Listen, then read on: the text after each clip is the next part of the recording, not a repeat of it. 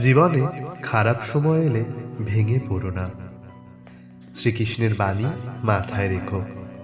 শ্রীকৃষ্ণ বলেন, যখন জীবনে অন্ধকার নামে মনে রেখো, আলো কখনো হারিয়ে যায় না।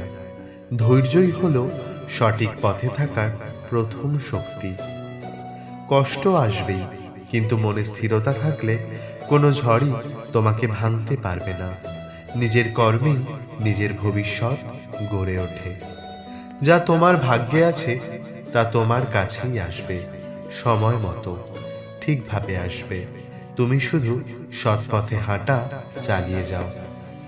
অতীতের আফসোস তোমাকে দুর্বল করে, বর্তমানের কর্ম তোমাকে শক্তিশালী করে।